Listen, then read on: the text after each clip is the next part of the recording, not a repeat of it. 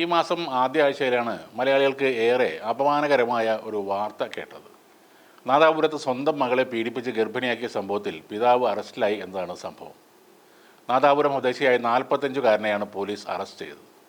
കഠിനമായ വയറുവേദനയെ തുടർന്ന് വിദ്യാർത്ഥിനി വടകരയിലെ സ്വകാര്യ ആശുപത്രിയിൽ ചികിത്സ തേടിയിരുന്നു. ആശുപത്രിയിലെ പരിശോധനയിലാണ് പീഡന വിവരം പുറത്തറിഞ്ഞത്. തൻ്റെ അച്ഛൻ തന്നെയാണ് തന്നെ പീഡനത്തിന് വിധേയയാക്കിയെന്ന മൊഴി കിട്ടിയതോടെ പോക്സോ വകുപ്പുകൾ ചുമത്തി പോലീസ് ഇയാളെ അറസ്റ്റ് ചെയ്ത് റിമാൻഡിലാക്കുകയും ചെയ്തു. നാദാപുരം തൂണേരിയിലെ ഒരു കടലക്കച്ചവടക്കാരനായിരുന്നു ഈ പിതാവ്. തൻ്റെ മകളെ പീഡിപ്പിച്ചത് താനല്ല എന്നയാൾ പലതവണ കരഞ്ഞുകൊണ്ട് പറഞ്ഞിരുന്നു. ആ അച്ഛൻ്റെ ഹൃദയം തകർന്നുള്ള കരച്ചിലിനാണ് ഇപ്പോൾ ഉത്തരം കിട്ടിയിട്ടുള്ളത്.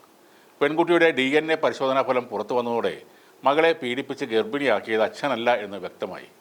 നാദാപുരം പോലീസ് രജിസ്റ്റർ ചെയ്ത പീഡനക്കേസിൽ ഒടുവിൽ ഈ പെൺകുട്ടി തന്നെ മൊഴി മാറ്റി പറയുകയും ചെയ്തു. തന്നെ പീഡിപ്പിച്ച് ഗർഭിണിയാക്കിയത് അച്ഛനല്ല, ആയുർവേദ ചികിത്സാലയത്തിലെ ഒരു ഡോക്ടറാണെന്ന പുതിയ മൊഴിയിൽ ഇപ്പോൾ ആ യുവ ഡോക്ടറും ജയിലിലായിട്ടുണ്ട്. സ്വന്തം മകളുടെ പരാതിയിൽ ഇപ്പോഴും ആ പിതാവ് ജയിലിൽ തന്നെ കഴിയുകയാണ്. പീഡനം എന്നൊരു വാക്ക് കേട്ടതോടെ മുന്നും പിന്നും നോക്കാതെ എല്ലാവരും ചേർന്ന് ആ പാവപ്പെട്ടവനെ കുറ്റവാളിയാക്കി. ഇതൊരു പോക്സോ കേസായിരുന്നു. എന്നിട്ടും മലയാളത്തിലൊരു പ്രധാന പത്രം ആ പിതാവിൻ്റെ ഫോട്ടോ സഹിതമാണ് വാർത്തകൾ നൽകിയത്. ഈ കേസിൽ പരാതിക്കാരി സ്വന്തം മകളായിട്ടും ഒരു വിദ്യാർത്ഥിനിയെ പീഡിപ്പിച്ച് ഗർഭിണിയാക്കി എന്നായിരുന്നു വാർത്തയ്ക്ക് ഹെഡ്ലൈൻ കൊടുത്തത്.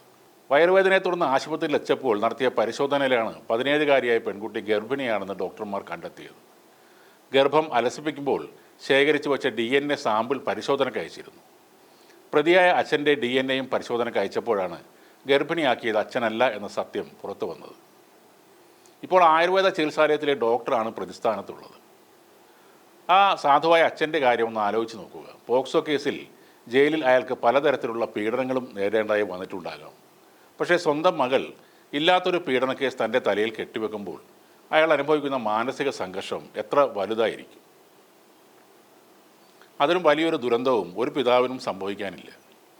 നിയമത്തിൻ്റെ ചില കുരുക്കുകളിൽപ്പെട്ട് ജീവിതം നശിച്ചു പോകുന്ന ഒരുപാട് ആളുകൾ നമുക്ക് ചുറ്റുമുണ്ട്. അതിലൊരാൾ മാത്രമാണ് കുറ്റം ചെയ്യാതെ ജയിലിൽ കിടന്ന, സമൂഹത്തിൻ്റെ മൊത്തം കുറ്റപ്പെടുത്തലും ആക്ഷേപവും ഏറ്റുവാങ്ങേണ്ടി വന്ന നാദാപുരത്തെ തൂണേരിയിലെ ഈ പാവപ്പെട്ട മനുഷ്യൻ.